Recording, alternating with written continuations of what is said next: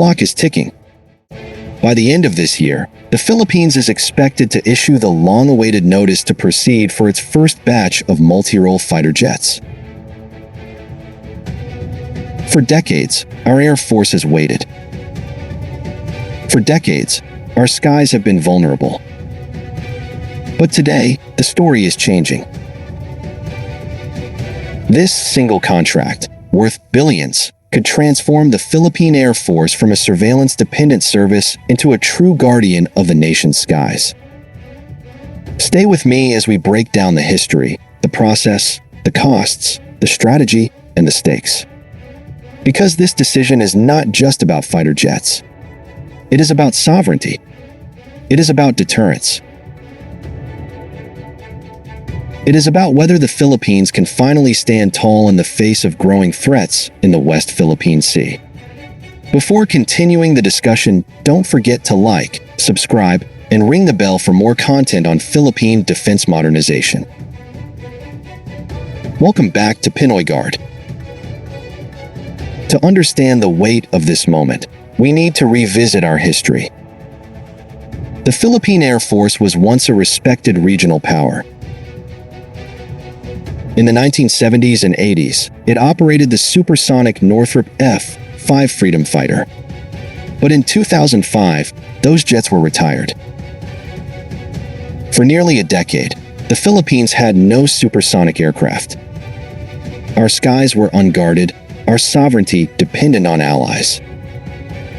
The gap was partially filled when the Fa-50 Fighting Eagle from South Korea was acquired in 2014 under Horizon 1 of the modernization program. 12 units were delivered, giving the Air Force a supersonic capability once again. But the Fa-50 is a light combat aircraft. It is effective in training, air policing, and limited combat roles, but it is not a true multirole fighter. The Multirole Fighter program has always been the crown jewel of the Philippine military's modernization. It was included in Horizon 2, covering 2018 to 2022, but delays, politics, and finances prevented its approval. Now, under Horizon 3, the government is moving decisively. This brings us to today. According to Max Defense Philippines, reliable sources indicate that the Department of National Defense will issue a notice to proceed before the end of this year. The NTP is more than just a piece of paper. It is the official green light for the contract. It means funding has been secured. It means negotiations have been finalized. It means the supplier is locked in.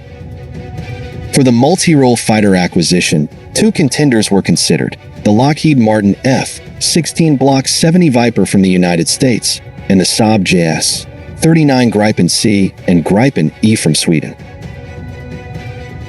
Both aircraft offer advanced avionics, multirole capabilities, and compatibility with modern weapons systems. The choice has not been publicly confirmed. But the issuance of the NTP signals that the Philippine government has finally made its decision. How much will this cost the Filipino people? Early estimates suggest that the contract for the first batch of fighters is valued at around 72 billion pesos, or approximately 1.2 billion US dollars. This is only for the first batch. Eventually, the Philippine Air Force envisions acquiring at least a squadron or 12 to 16 units, with long-term plans to expand further. Breaking down the numbers, 72 billion pesos covers not only the aircraft themselves, but also training, spare parts, weapons, and logistical support. Fighter jets cannot simply be purchased as platforms. They require a complete ecosystem of maintenance, pilot training, and sustainment. To put this in perspective, 72 billion pesos is equivalent to about 3 times the annual budget of the Department of Science and Technology. It is an enormous investment. But in defense terms, it is the cost of survival. This acquisition aligns directly with Horizon 3, the current phase of the armed forces of the Philippines modernization program. Horizon 3 emphasizes joint force capability, interoperability, and credible deterrence. The Air Force has long been the weakest branch of the armed forces. With limited air defense, the Philippines has relied heavily on ground-based radars and the support of allies like the United States. But a credible defense posture requires more. It requires the ability to detect, intercept, and if necessary, neutralize threats in our skies. With the arrival of multirole fighters, the Philippine Air Force will be able to conduct true air superiority missions. It will also gain precision strike capability against both air and surface targets. This means the Air Force will no longer just watch from a distance as intrusions occur in the West Philippine Sea. It will have the tools to respond. Let us not forget the bigger picture. China continues to militarize artificial islands in the South China Sea, known to us as the West Philippine Sea. It has deployed surface-to-air missiles, runways for fighter aircraft, and radar installations that extend its reach deep into Philippine waters. Chinese Coast Guard and maritime militia vessels continue to harass Philippine ships in our own exclusive economic zone. In this environment, the lack of air power is a glaring vulnerability. Without multirole fighters, the Philippines cannot project force, cannot secure its own airspace, and cannot effectively deter aggression. Compare this to our neighbors. Singapore operates the F-15 and F-16. Indonesia flies the F-16 and is acquiring the Rafale. Malaysia has the Su-30 and the Fa-18. Vietnam operates the Su-27 and Su-30. The Philippines has only the Fa-50. The gap is obvious. By securing multirole fighters, the Philippines will finally take a step toward leveling the playing field. The issuance of the NTP also represents a major step forward in joint force doctrine. The Philippine military is not just modernizing in isolation. Each acquisition is designed to integrate into a larger system. The Air Force's multirole fighters will complement the Navy's new frigates, which are equipped with surface-to-air and anti-ship missiles.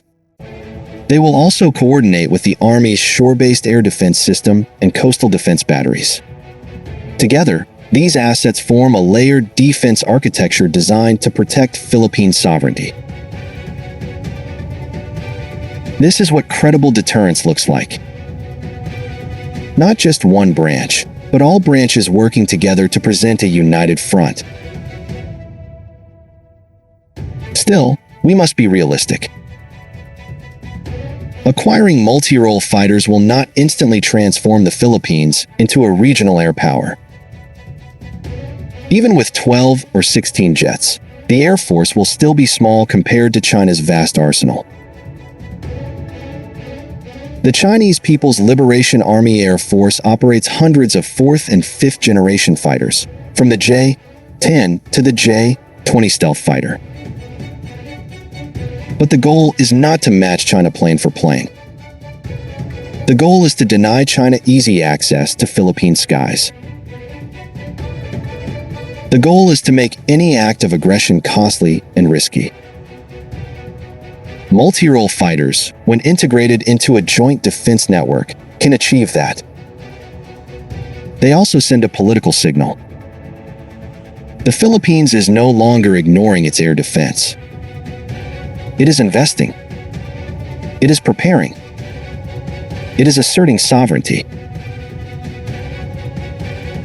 So what does this mean for the future? If the notice to proceed is truly issued before year-end, as Max Defense Philippines reports, then we are witnessing the dawn of a new era.